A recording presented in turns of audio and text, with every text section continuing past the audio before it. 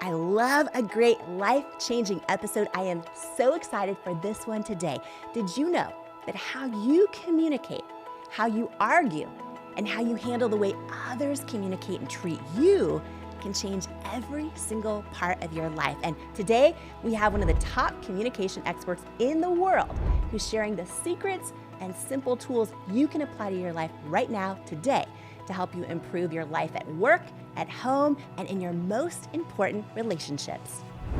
Jefferson Fisher is a trial lawyer, a fifth-generation award-winning attorney, writer, and speaker. His work has gained him millions of followers all over the world through short, simple, practical social media videos teaching people how to argue less and talk more.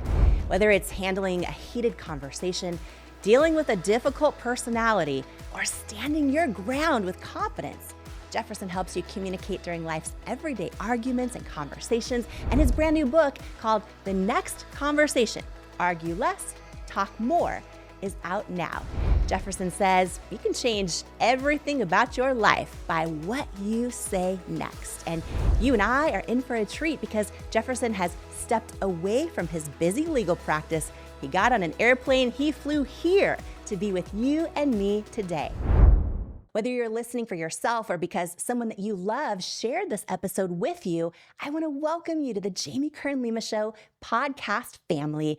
Remember, this episode is not just for you and me. Please share this with every single person you know because it can change their life too.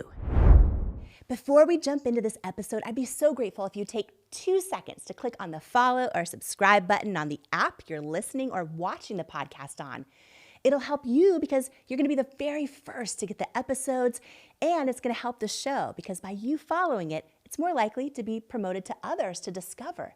And if you leave a 5-star review, that would be even more amazing. And just thank you so much. This is our show together, and it truly means so much to me. Jamie Kern Lima is her name. Everybody needs Jamie Kern Lima in their life. Jamie Kern Lima. Jamie, you're so inspiring. Jamie Kern Lima. Jefferson Fisher, welcome to the Jamie Kern Lima Show. Thank you so much for having me, Jamie. I'm honored to be here. I'm so excited you're here. Yeah. Wow, what has happened with you, with your advice, with your videos? It has become a phenomenon. Thank you. Mm-hmm. You're very sweet. Thank you. Yeah, it's truly been a blessing. And right now I'm just holding on. Yeah. Well, I'm excited so much to dive into today. Tens of millions of people watch your videos from you in the seat of your car Yeah. and with an iPhone. Can you just talk about how this all happened for the person who Right. maybe already watches you and loves you every day, which, by the way, half of the people I know do, or maybe someone's brand new listening to you and me Right. and discovering who you are for the first time. Give us a little insight on how this all happened and how you now are joined by tens of millions of friends every time you put out your words. Yeah. It started never with the idea that this is where it would be. It's just continually been one step after one step, a door after another door.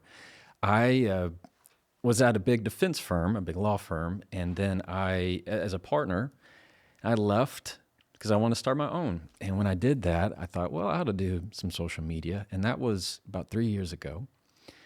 And I started making videos talking about my law firm. I was a personal injury attorney. This is what I did. And I just felt sour about it, going, yeah, I'm just selling myself. And that didn't feel that great. And I just kind of had this moment of, well, what do I want my kids to see? If I'm not here anymore, is that really what I want to post? And so often people post things without thinking of the legacy that they're leaving. And that really hit me hard of who do I want my kids to see that I am and that I stood for? Mm-hmm. And I thought, well, what's one thing that I feel that I know that's my gift that I can share? And it was, I can teach people how to communicate, how to handle argument, how to turn conflict into connection. And so I thought, well, no, I can't do that. I need the right camera. I need the right lighting. I need to look like a lawyer. And eventually I just got over the excuses and I thought, well, I don't have an office because I just started my firm. I said, but I have my truck and I have my phone. let's go. So I made my first few videos, and then they just started to take off from there. And I just built a wonderful, wonderful community of people that really care about communication. And I just believe that a better world begins with a better conversation. I really do. You know, tell me if I read this right. Didn't your first videos you posted, maybe these were about the law firm or legal advice, but didn't the first few videos you posted on Instagram get like 0 views? They got that. Oh, nothing. They got 0. I Googled, why do my videos have 0 views? And there was one where I hired a good friend to record a video for me, TikTok style, because that was the big thing at the time. Like very fast, quick transitions. Yeah. And I paid him to do it, and I posted it. And you know how many people saw it, Jamie? How many? 0. Nobody. There are more people that watched me making a video with my kids, which I don't post my kids anymore, and my family, than they did for the video that I paid for. Yeah. And I thought, something's not right. It's just I'm not being myself. I'm not being authentic. And that was just what, that was a path that was open for me to say, no, you need to start sharing what's on your heart. Yeah.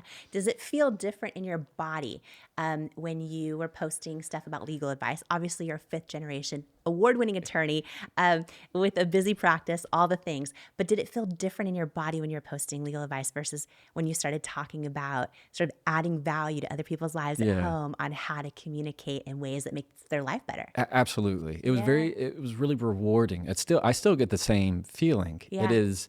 I can't tell you, Jamie, how eye-opening it is for me, the fact that I make these videos in my car. Nobody else is around. It's in a parking lot. It's on the side of wherever. I can make them in a gas station. No budget. No budget. And I think about them almost immediately before I make them. And then right after I make them, I post them. Yeah. So probably not wise, but I don't batch anything. So what they're seeing is really my thoughts in real time of what happened in my day, what's going on. Yeah. But the ability to help somebody in first, when I started to get some followers, that was very new to me. I originally only had like 800 followers, which, by the way, were all friends from school, in law school. They didn't, that was more intimidating to post to real friends and people that you knew. Yeah.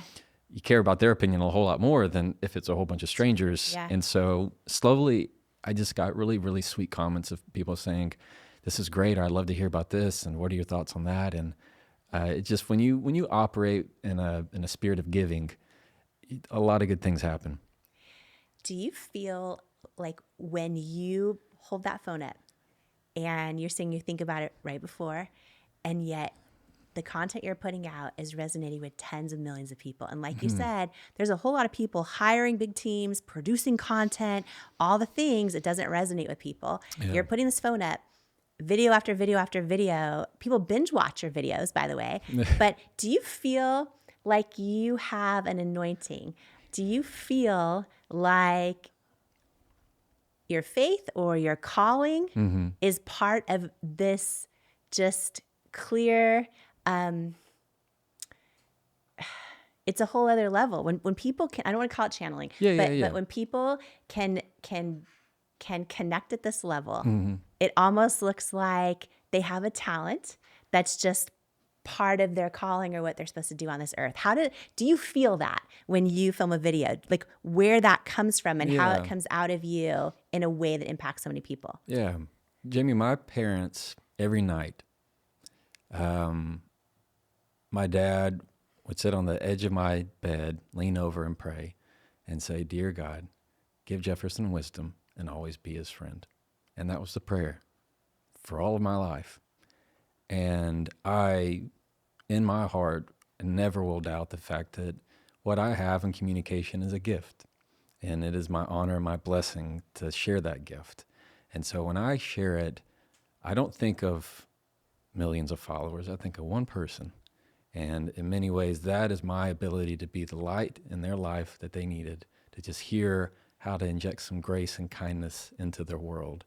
And that is my gift to share. That's why it's my joy, because it's truly the gift. It's not something that, people say, "Oh, you learned it in law school, it's because you're an attorney." No. Law school teaches you how to read the law. It doesn't teach you how to read people.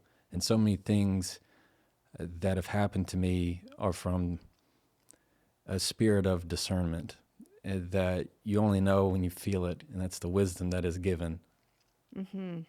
So you talk about your dad, and that's beautiful, by the way. Thank you for sharing that. Yeah. What I love right now is because I'm thinking about, everyone at home who maybe, has done a particular career or they're doing it, but they're feeling like, okay, I'm really good at this, or I can do this, or I'm earning money for my family by doing this. Right. And also, I feel like I have something inside of me that still needs to be an offering to the world, whether it's a book or putting your art out in the world or hopping on social media in your car Yeah. and talking to an iPhone and sharing your gift of teaching other people how to communicate.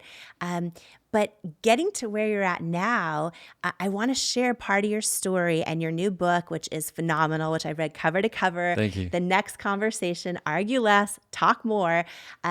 You talk about, you're a fifth generation attorney. And at one point, I think it was after law school, you're working in a law firm that your father is working in. Yeah. All of us, at some, piece or part of us, most of us want our parents to be happy, or we want our parents to be proud of us. And, right. You decided that you weren't fulfilled Yeah. in this law firm, and you decided to leave, and you had to tell your dad. Yes. You had to tell your dad. And that's hard. And I think it was hard for him. Can you share a little bit about that story? Yes. And then also, and I want to jump out of my chair about this part, I love then where it ended up today with you and him. There's so much more coming up in this episode. You are not going to want to miss it. But first, I wanted to share this with you. In life, you don't soar to the level of your hopes and dreams. You stay stuck at the level of your self-worth. When you build your self-worth, you change your entire life. And that's exactly why I wrote my new book, Worthy: How to Believe You Are Enough and Transform Your Life for You. If you have some self-doubt to destroy and a destiny to fulfill, Worthy is for you. In Worthy, you'll learn proven tools and simple steps that bring life-changing results, like how to get unstuck from the things holding you back, build unshakable self-love, unlearn the lies that lead to self-doubt, and embrace the truths that wake up worthiness, overcome limiting beliefs and imposter syndrome, achieve your hopes and dreams by believing you are worthy of them, and so much more. Are you ready to unleash your greatness and step into the person you were born to be?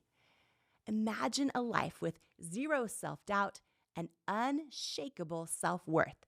Get your copy of Worthy, plus some amazing thank you bonus gifts for you at worthybook.com or the link in the show notes below.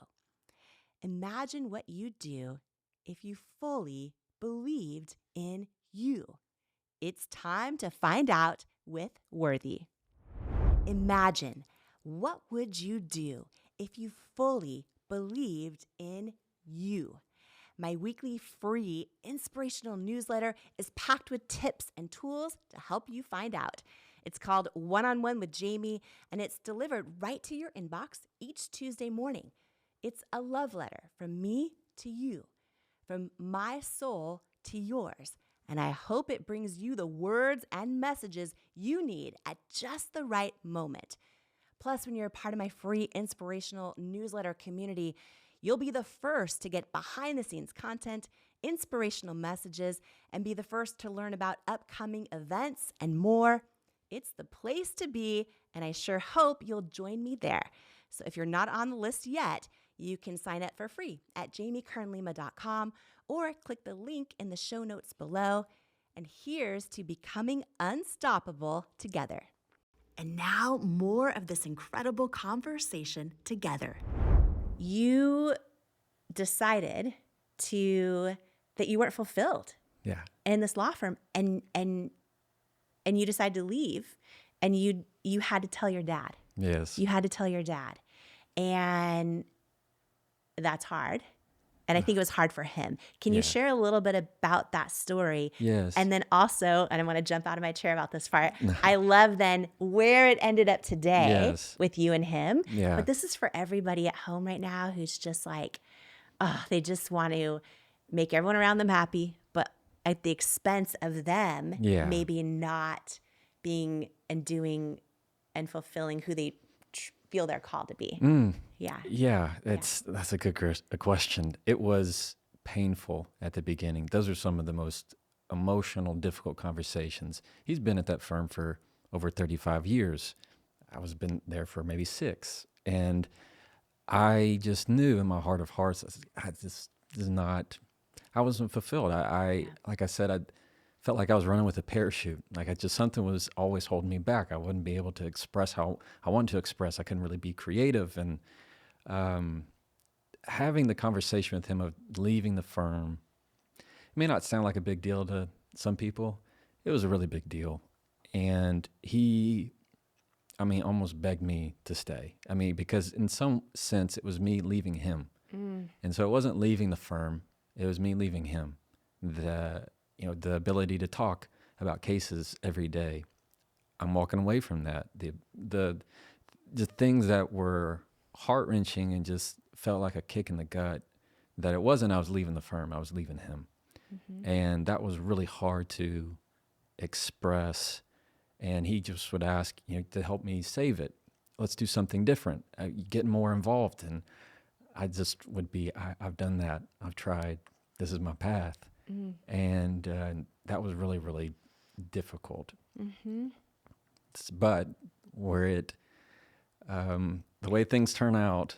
How do you react when you're now you're doing videos on your cell phone in a truck? Yes. At first, was he like, or a car, was he first like, huh? No. Like, how did he react to that? He, both my parents did not really do social media at all at the time, and I didn't really do it either. Yeah. Because at the time, Instagram was just take a picture of your latte. Yeah. And put an X Pro filter on it, call it a day. Yeah. And when they first saw it, they didn't really understand it. Because at first I was just doing it for the law firm. He's like, oh, okay, well, you do that. But for a while, it's not that he didn't want to talk with me. We have a very close relationship. Same with my mom. Wonderful, wonderful, wonderful people. It was just a sore topic for a while. And when the law firm started doing well and things were starting to roll, and I'll just never forget. Because you started your own. I started my own law firm, yeah. And I went from having a corner office, 2 paralegals, an assistant, a whole team, to just by myself at a coffee shop with my laptop next to somebody else who was in college, and I just served coffee shops or borrowed friends' back offices. And when I got my own office and I was starting to do well, and he called me and he said, well, I got a question for you. I said, what's that, Dad? He said, you still got room for the old man? And I said, what? He said, yeah, if you you can say no if you want, but I'd love to practice. Son, I don't know how long I'm going to practice, but for however long I got, I want to do it with you. And I just boo-hooed. Yeah. Of course. And it makes me want to cry. Yeah. And I haven't met him yet. Yeah.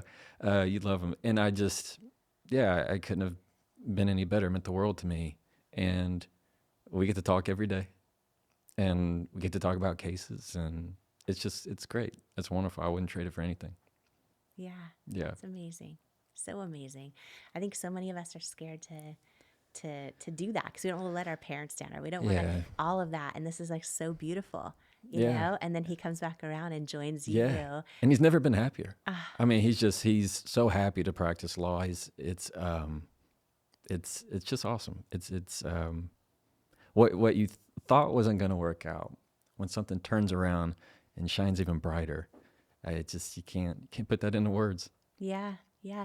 You have so many tips, tools, tactical takeaways, and that people can apply to every part of their life. And I love when you talk about things that you know as a lawyer, like how do you know when someone is lying? Yeah. And what do you do when they're lying? And how do you respond? And, how do you handle arguments? How do you handle narcissists? How do you handle, we're going to dive so deep. I'm so excited about all this. But I want to ask you, with what's happening, with the offering you're putting out in the world of teaching people how to communicate. I'm curious for you, Jefferson, like what are some of the traits that you admire most in people who you feel are the best communicators in the world? Probably number one would be warmth. And people that you don't even have to talk to them. You can sit in a room and just feel it. And maybe it's their energy, maybe their vibe, maybe it's their spirit. Just whatever it is, the frequency that they're putting out into the world calms you. And I find that to be it makes you attracted to them because you like that warmth and that comfort that when you talk to them, you feel just a little bit calmer. And so people who communicate very well are not only good at being clear and direct and assertive, but they're also emotionally intelligent enough to know when to slow down.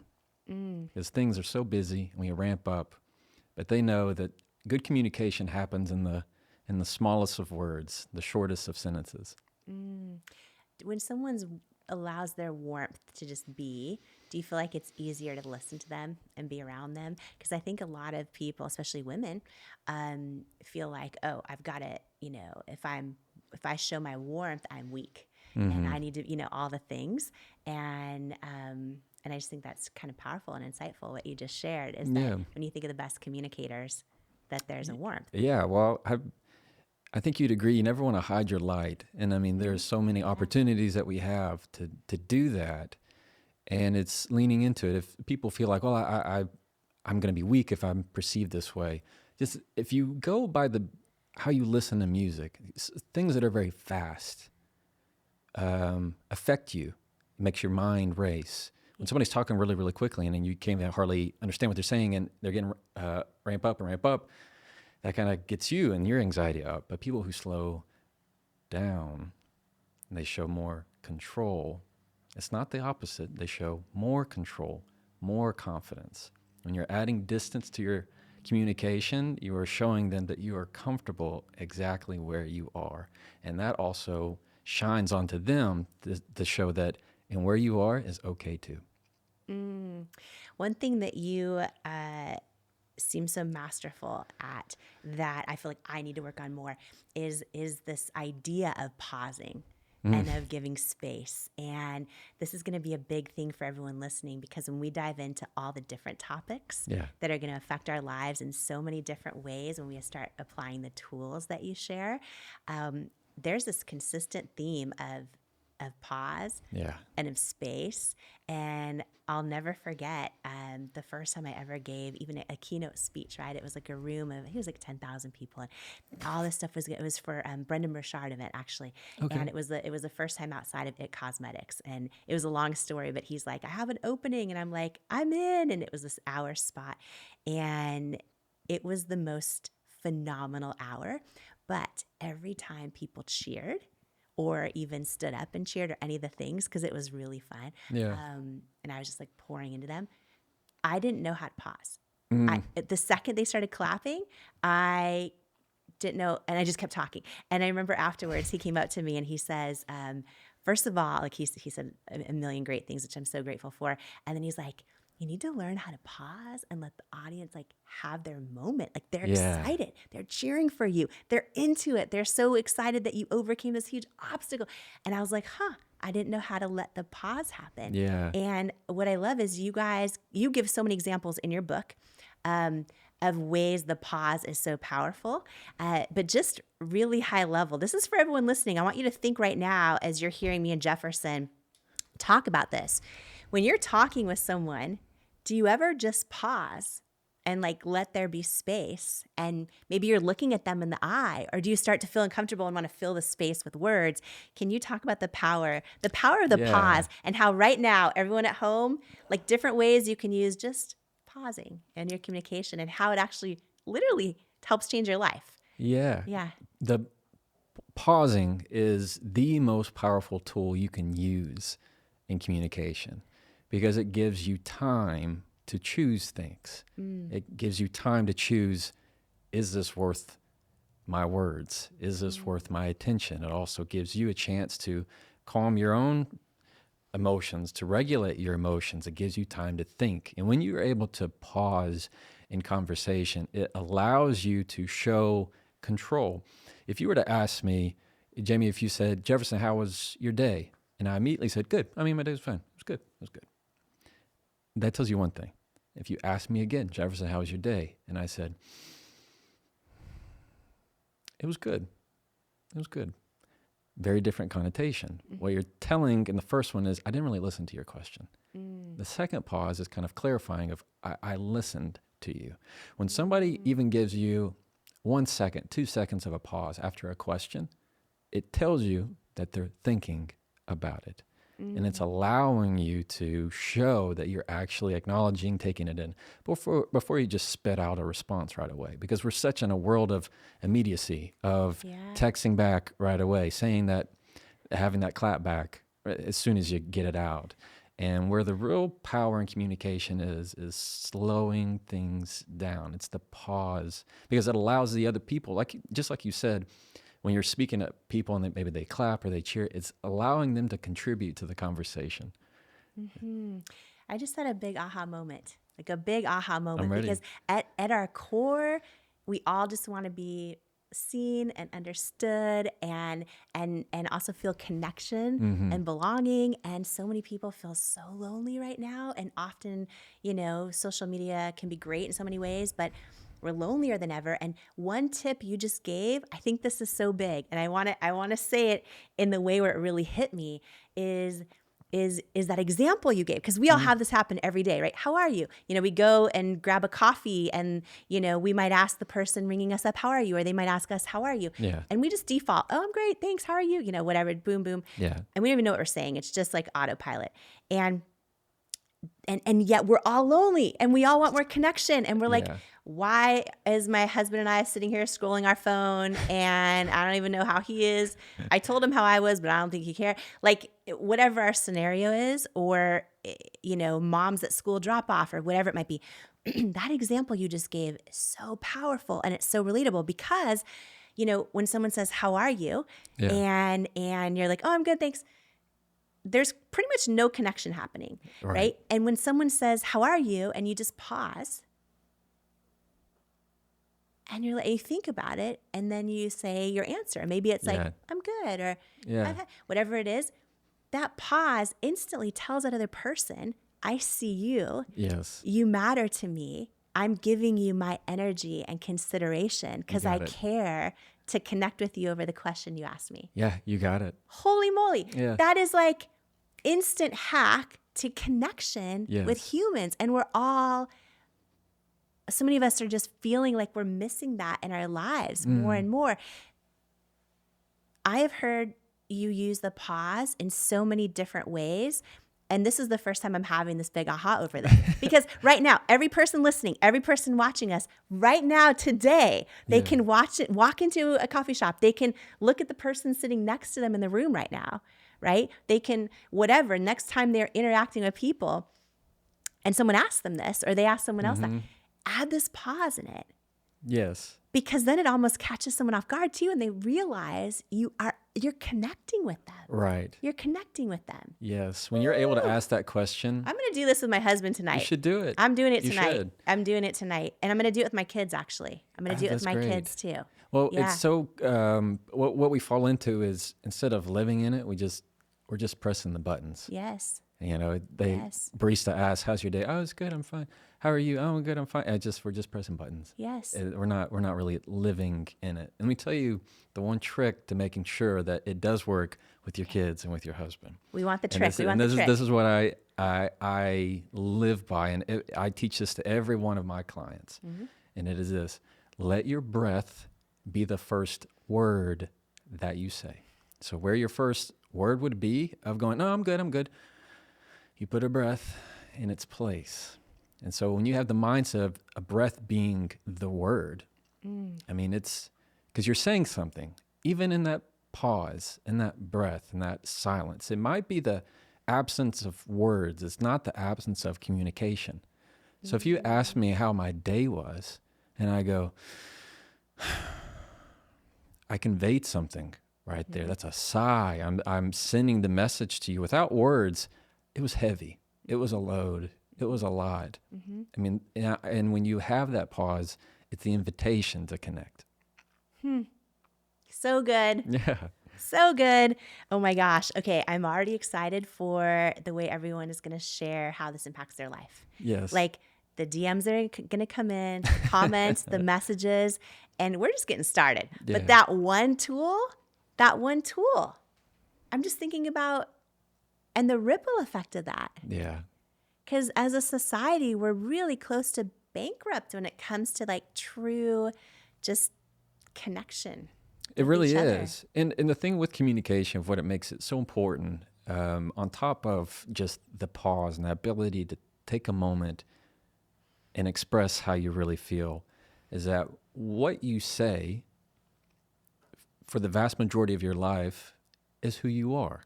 That's how people will experience you. That's how people will experience Jamie. That's how people will experience Jefferson. It's not by really what you do, though they might see that act of kindness. It's what you say. When you say, I like that person, you just met them. You say, I like that person, they were nice. What you really mean is they said nice things. Somebody's rude and you don't like them. Yeah, that person's rude. Just means that what you heard is you didn't like. It sounded rude to you. So for the vast majority, it is your words is what describes who you are to those people. That's what's going to describe and evaluate your legacy. That's the ripple effect. With your so you being a fifth generation attorney, your wife Sierra is an attorney. Yes. And so I would love for all those people at home who are either in partnerships or friendships where arguing happens. Yeah. Jefferson Fisher, you and your wife being attorneys, being phenomenal communicators, right? Having sometimes your job depending on it. And then you, of course, becoming now one of the most well-known communicators in the world. Tens of millions of people going to you for this. How do you and your wife argue? Yeah. And like, let us in on all the secrets that we all need to be doing differently. Are you ready for the tea? Yes. Okay. There's so much more coming up in this episode. You are not going to want to miss it. But first, I wanted to share this with you. In life, you don't soar to the level of your hopes and dreams. You stay stuck at the level of your self-worth. When you build your self-worth, you change your entire life. And that's exactly why I wrote my new book, Worthy: How to Believe You Are Enough and Transform Your Life for You. If you have some self-doubt to destroy and a destiny to fulfill, Worthy is for you. In Worthy, you'll learn proven tools and simple steps that bring life-changing results, like how to get unstuck from the things holding you back, build unshakable self-love, unlearn the lies that lead to self-doubt, and embrace the truths that wake up worthiness, overcome limiting beliefs and imposter syndrome, achieve your hopes and dreams by believing you are worthy of them, and so much more. Are you ready to unleash your greatness and step into the person you were born to be? Imagine a life with zero self-doubt and unshakable self-worth. Get your copy of Worthy, plus some amazing thank you bonus gifts for you at worthybook.com or the link in the show notes below. Imagine what you'd do if you fully believed in you. It's time to find out with Worthy. Imagine, what would you do if you fully believed in you?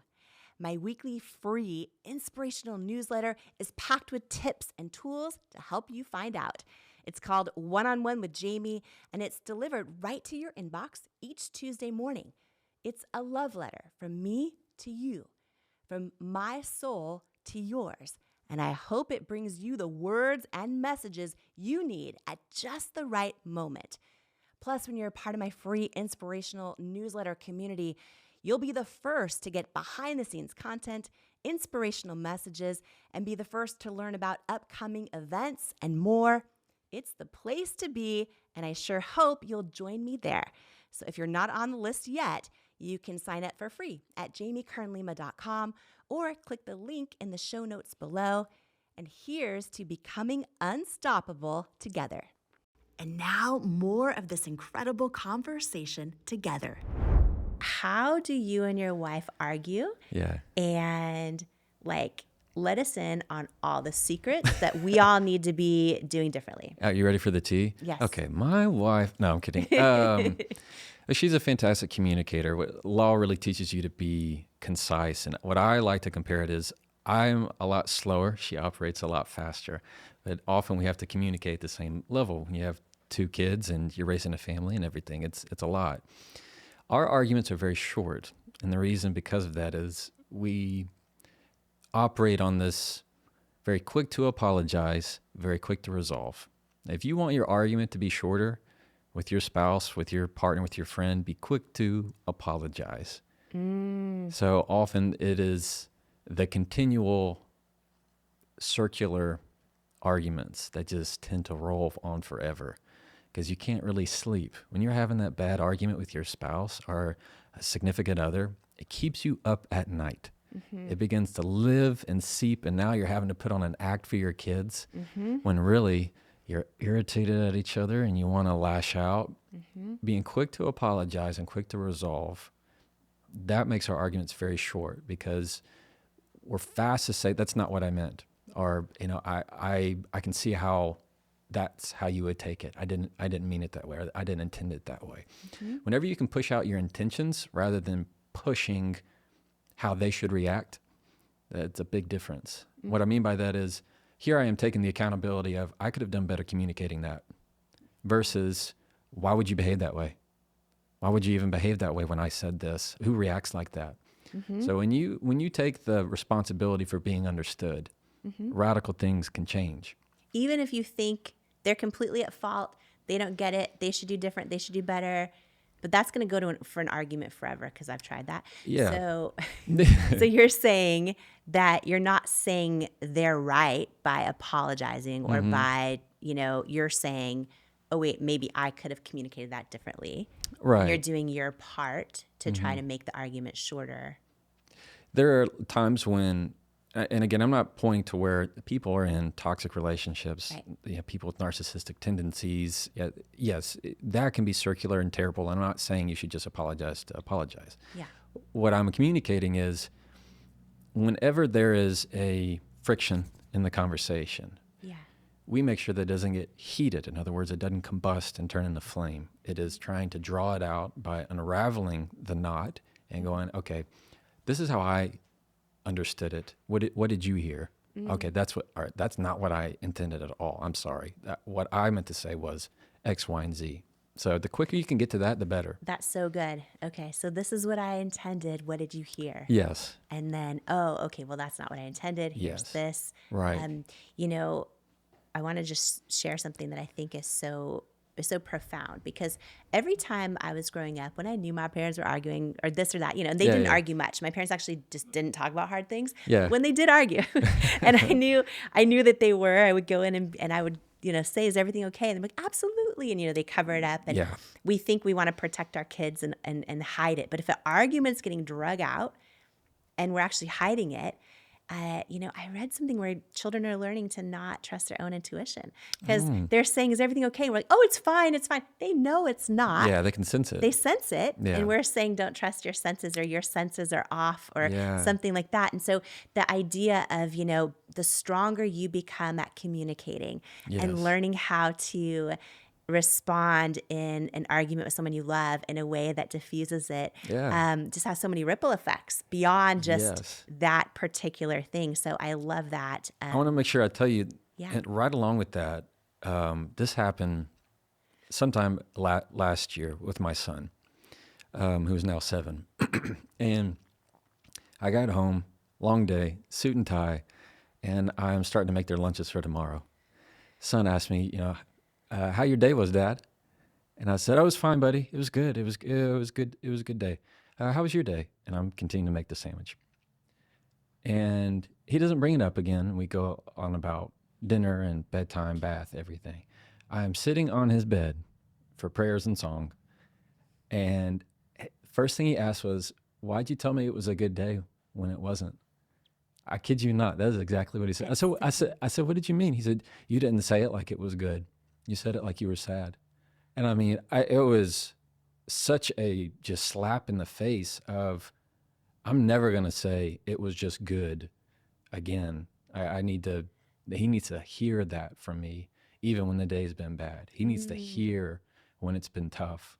I mean, and it was just this moment of, how dare I try to just gloss over the fact of that he needs to know that I have hard days too. And that hit me just like a ton of bricks. So yeah, no hiding from him. Yeah. Wow. You say, I think this is something really, really powerful, because a lot of people don't want to get in an argument. A lot of people don't even want to have a conversation, especially if there's like anything hard or difficult or challenging or, any of it. And you say that when you align your conversations or your arguments with your personal values, Yes. that you're sort of aligned then ahead of time with your goals before you go into it. Can you explain to us what that means and how we all do it right now, today, Yes. in our lives? So values are intrinsic to everybody. What I value is going to be different than what you value. They might be similar, but we all take it different ways based on how we've been raised. What values do is guide you like a North Star when you don't have any kind of compass. What I do, what I encourage, is that people have conversational values, because when you do, decisions become easier. Take it, for example, with a company. Your major Fortune 500 companies, like your company, there are ones that have values. And when you have a value, decisions become easier because you don't have to question it. You follow the value. If my value is I only work with clients who align with me, it comes easy. I don't have to make that decision. I know that that's who I'm going to work with. Same thing in your conversation. So one of my values that I hold dearly is, where there is kindness, I will use it. Where there is room for kindness, I will use it. Doesn't matter what they did. Doesn't matter what they caused. The question is there room for kindness? And that comes from my mama. I would complain about something that someone happened at school, expecting her to, buy into the tea. Let's get some, how dare they kind of thing. And what my mom would say is, well, were you kind? And I can hear it in my head. She'd say, well, were you kind? And I would always go, I mean, I'm probably not, Mom. And she'd go, well, I think you should be kind. I mean, that was just her thing. And that became such a value of me, of when I'm talking on the phone to an opposing attorney and he says something snide, I know that he's trying to jab me. Is there room for kindness? I'll use it. And I'll say something like, well, you know what? I know you really care for your clients. I know you really care for your clients, Matt, and that really shows. Any way that I can just share a little bit of kindness, I don't have to worry about the next zinger. I don't have to worry about what can I say to impress them. Is there room for kindness? And that's what I'll do. But I have others. And you feel like that works to your advantage every even time. With a snide attorney on the call. Yes, because they don't mistake it for weakness. Because how they interpret it is going to be how they interpret it. I'm the one that has to be left with it.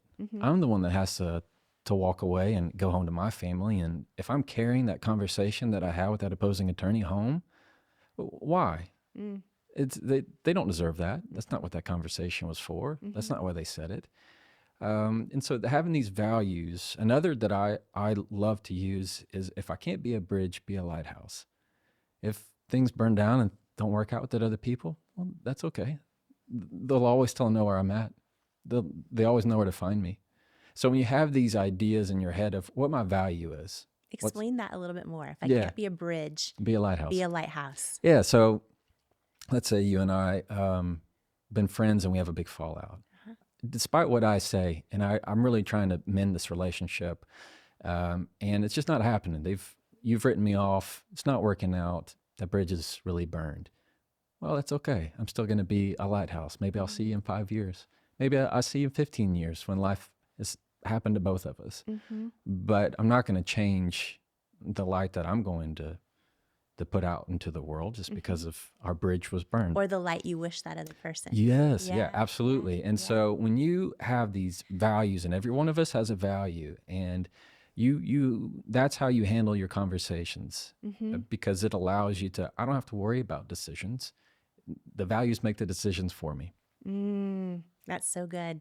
I love that too, because I've had to do this. I wish I've never had to do this. But I've Yeah. had to do this even recently, where a friend just like completely wasn't the friend I thought they were.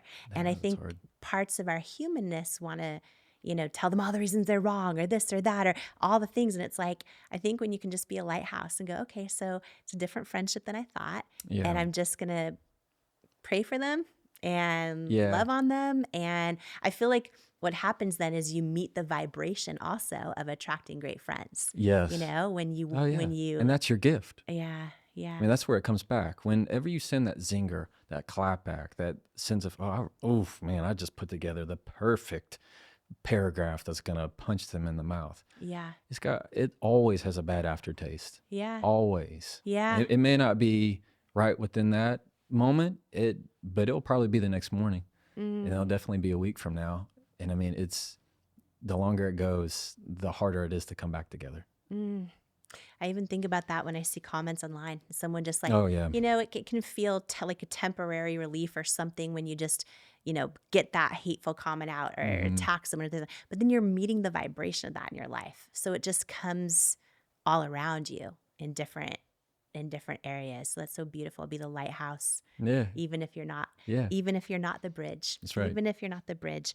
How, what role does self-worth play in communication with others and with ourselves? Self-worth matters of who you're listening to. It's the question of who are you listening to when it's, say I have the confidence or I can be assertive or I shouldn't have said that.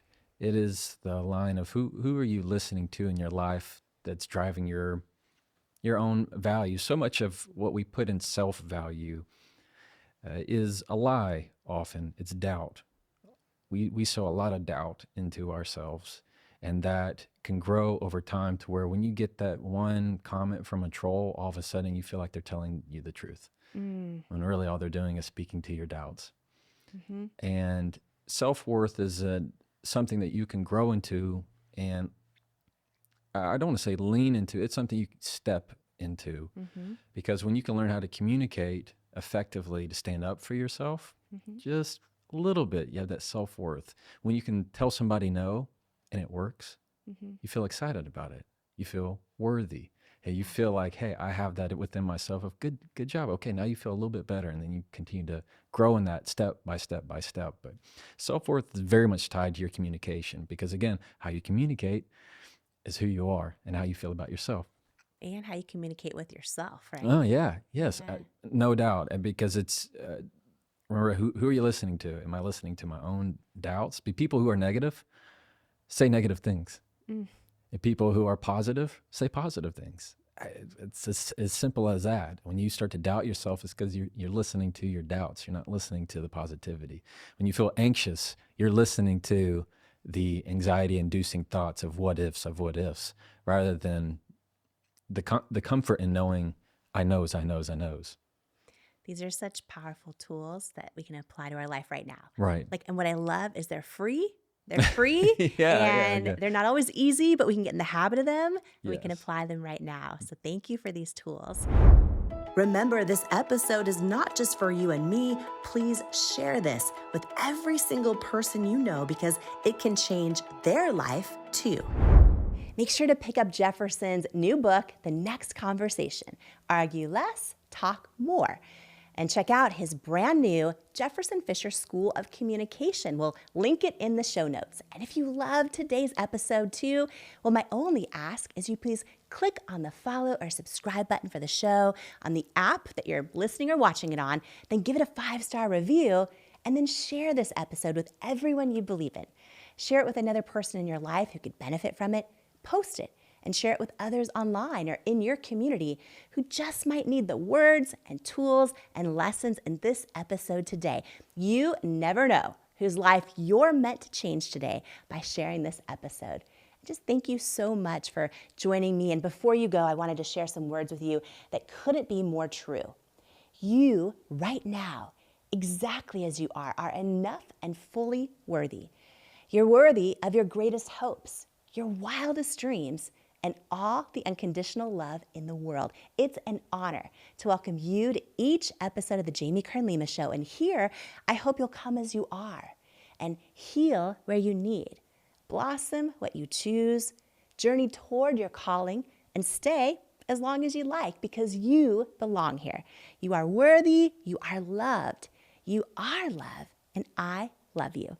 And I cannot wait to join you on the next episode of the Jamie Kern Lima Show. Do you struggle with negative self-talk?